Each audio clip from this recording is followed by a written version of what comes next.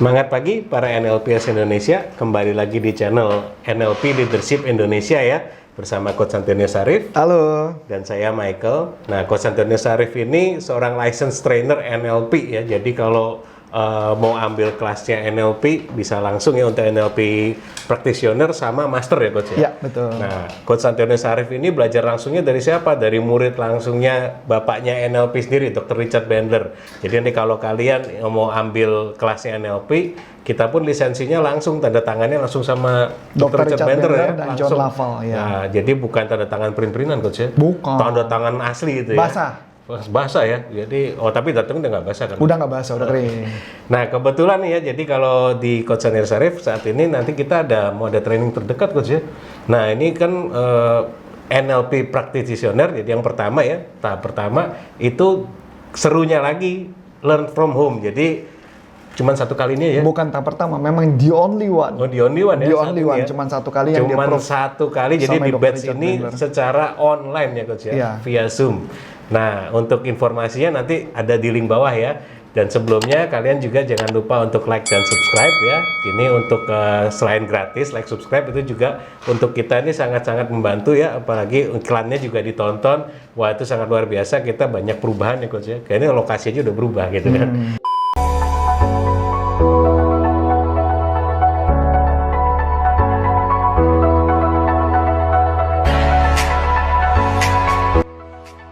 Ini kan mau bahas NLP tapi secara pertama mungkin kalau kita lihat IQ ya, intelligent question itu intelligent question itu penting gitu ya. Iya. Tapi ternyata tahun 96 Daniel Goleman itu ada bikin buku emotional quotes ya. Emotional intelligence. Emotional intelligence ya. Jadi menurut dia bahwa kecerdasan itu bukan pengukur utama kesuksesan ya sebetulnya.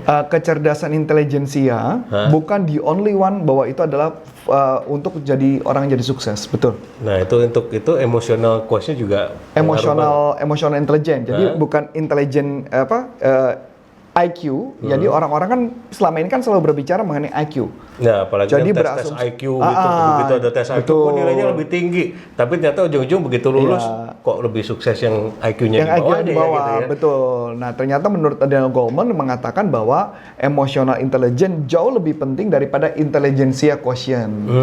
Nah, jadi kecerdasan intelijensia itu bukan nggak penting, tapi jauh lebih penting adalah kecerdasan emosional. Bahkan ada hal yang menarik nih Pak Michael.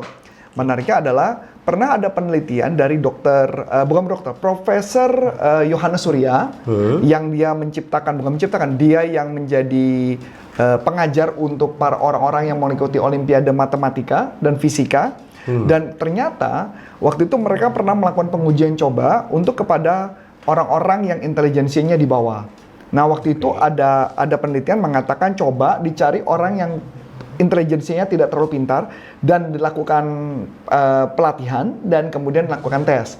Dan ternyata diketemukan bahwa khususnya dipilihlah dari Papua. Jadi waktu itu dipilih orang dari Papua, dicari dari desa yang paling terbelakang, dicari orangnya dan dikirim menurut beberapa cerita. Jadi desa terbelakang berarti sama sekali nggak ada pelajaran yang gimana gitu Coach? Biasa saja lah, tidak luar biasa. Wawasannya juga nggak ada kayaknya. Mungkin wawasan biasa saja. Biasa, normal. Dan akhirnya setelah itu dikirimkan dan ternyata mereka semua banyak yang menjadi juara Olimpiade Matematika dan Fisika. Waduh. Nah, dari gambaran ini itu salah satu berkaitan dengan IQ. Berarti artinya IQ bisa dikembangkan. Tapi pertanyaan menarik, apakah dengan orang IQ tinggi apakah bisa jadi sukses? Belum tentu.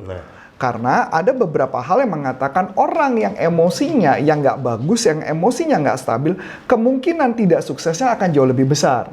Karena kebanyakan tidak ada korelasi secara langsung orang yang cerdas itu dengan orang yang emosinya yang juga cerdas. Justru kadang-kadang kami temukan orang yang emosinya malah biasa saja, malah kemungkinan kesuksesan jauh lebih tinggi. Nah, dalam sudut NLP kita akan ngebahas ada 5 faktor, ada 5 hal ya yang dibahas. 5 hal ya, yang dibahas dari Daniel Goleman dan kita akan coba bahas dari sudut NLP. Nah tapi di dalam video ini kita cuma ngebahas hanya satu hal dulu nih, karena di video-video berikut baru kita akan ngebahas hal-hal yang lain nih. Bahas satu aja panjang nih. Satu nih panjang, jadi paling nggak kita akan membahas 5 hal ke depan. Nah jadi kalau misalkan orang yang punya emotional intelligence yang sangat tinggi, maka kemungkinan dia suksesnya sangat tinggi. Nah, sebenarnya orang emosional intelijen yang tinggi itu adalah orang-orang yang mampu menghadapi tantangan dan menghadapi problem yang terjadi. Kebanyakan orang yang cerdas kadang-kadang ketika ada problem, ada tantangan, dia nggak mampu. Mampu menghadapi gangguan, menganggap gangguan ada emosi dan sebagainya, dan dia akibatnya menjadi problem dalam kehidupan. Maksudnya apa saja? Yuk kita bahas kan satu-satu ya. Siap. Menurut Daniel Goleman, jadi ada 5 kuncinya, ada 5. Jadi ada 5 kunci. Kunci yang pertama adalah orang yang emosional intelijen yang sangat tinggi ya, adalah orang yang punya self-awareness yang sangat tinggi. Self-awareness itu berarti kesadaran diri, Coach. Self-awareness itu baru kesadaran saja. Oh, kesadaran. Kesadaran saja, dia mempunyai sebuah kesadaran ketika dia ada problem, dia menyadarinya kalau dia ada problem. Kebanyakan orang ketika ada masalah, dia tidak menyadari bahwa dia punya masalah. Dia menganggap baik-baik saja. Jadi dia menganggap nggak ada masalah, so what? Which is kalau mama dia nggak ada masalah, bagaimana dia tahu kalau dia mau memperbaiki kehidupannya jadi lebih baik? Itu kayak quote di salah satu film kemarin. Apa tuh? Film apa Jadi tuh? kan apa ya, kayak serial tapi reporter dia. Ya, gimana? Terus kan dibilang kan hal pertama gitu kan, kata dia, hal pertama untuk menyadari adanya kesalahan bahwa kita harus sadar dulu ada sesuatu yang salah. Nah, cakep betul. Jadi kalau mama dia nggak menyadari dia salah, boro-boro bisa jadi sukses. Orang dia sadar salahnya aja kagak. Bener. Istilahnya kalau dalam kita mengatakan blind spotnya kita aja, blind spot kita nggak lihat. Dan dia nggak boro-boro mau melakukan perubahan.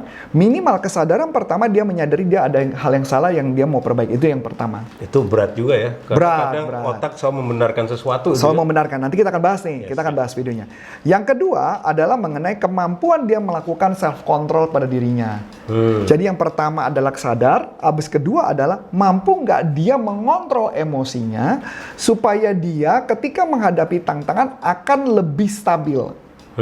Lebih stabil. Jadi artinya ketika ada tantangan, ada problem, dia bukan histeria, bukan teriak-teriak, bukan gila-gilaan dan sebagainya. Nah, ini yang menariknya adalah ini juga kemampuan ketika dia dapat masalah dalam hidup, dia bisa nggak bangkit lagi dan istilahnya apa ya? Kalau kita ngomong kayak bola bekel tuh bounce back gitu ya. Jadi begitu bola bekel, saya nggak tahu zaman sekarang pada tahu bola bekel apa nggak ya? Bola bekel itu adalah bola yang permainan zaman dulu gitu ya. Mudah-mudahan ntar ada videonya. Kayak bola karet gitu Bola ya. karet. Jadi bola itu kalau dipantulkan bolanya akan membel naik ke atas. Atau gampangnya mungkin bola tenis aja, Coach. Bola tenis, Wah, bola bola tenis tenis. ya. Kalau bola bekel model kayak gitu ya. Nah, jadi punya nggak kemampuan bounce back, dia balik lagi ke atas. Jadi setiap dijatuhkan, semakin keras dijatuhkan, semakin dia naiknya semakin cepat. Tapi ada orang yang dijatuhkan yang kenceng, langsung masuk ke tanah dan nggak keluar-keluar lagi. Itu bola besi kayaknya, Coach.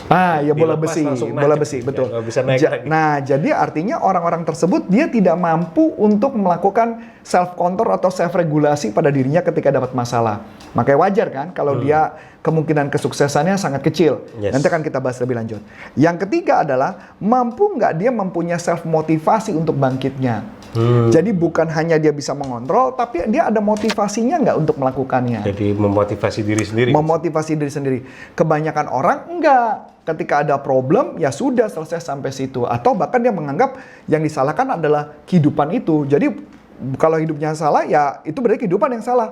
Bukan yang salah. Maka dia tidak punya motivasi untuk bangkit. Jadi karena mungkin ya akhirnya nyalain keluarga. Nyalain keluarga, nyalain Tuhan, orang tua, gitu, nyalain salahin macam-macam dan sebagainya. Nah, yang keempat, kalau kita sudah menguasai 1, 2, 3, berarti self-awareness, self-regulasi atau self-control, dan motivasi diri, maka yang berikutnya adalah bukan berkaitan tentang diri kita lagi, tapi berkaitan orang lain. Maksudnya apa?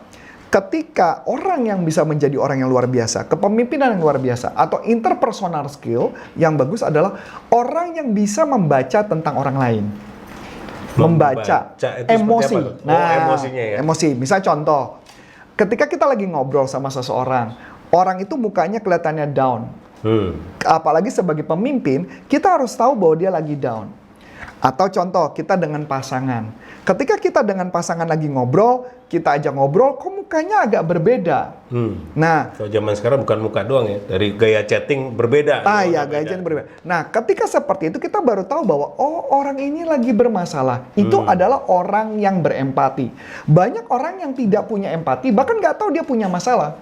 Tidak menyadari mungkin. Tidak menyadari. Nah, can you imagine kalau seorang pemimpin tidak tahu anak buahnya punya masalah, maka dianggap adalah pemimpin yang tidak pernah peduli pada anak buahnya.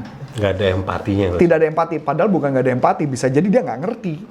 Antara nggak ngerti atau mungkin ada sesuatu yang harus dikejar sendiri sama pemimpinnya. Atau maksudnya artinya fokus pada diri sendiri. Maksudnya, Benar, ya betul. Lagi fokus sama diri sendiri, akhirnya nggak ngelihat segala sesuatunya. Nah, yang kelima, yang terakhir adalah kemampuan social skill. Jadi adalah kemampuan menjalin hubungan ketika menghadapi masalah, bagaimana cara mengatasi masalah, bagaimana bisa memberikan pujian kepada orang lain. Nah, di situ adalah kemampuan terakhir adalah social skill. Nah, jadi kalau orang yang punya emotional intelligence yang bagus, maka dia akan bagus di 5 hal tadi. Nah, kita akan bahas ya. Kita akan bahas di video ini adalah yang pertama adalah self-awareness. Jadi tadi baru ininya doang. Baru pembukaan doang. Nah, sekarang kita dibahas secara tuntas dan lugas di self-awareness. Self-awareness. Nah, self-awareness itu kan artinya adalah sebuah kesadaran mengenai dirinya sendiri. Nah, jadi pertanyaan yang menarik adalah tugas kita harus mempunyai yang ideal dulu nih, Michael.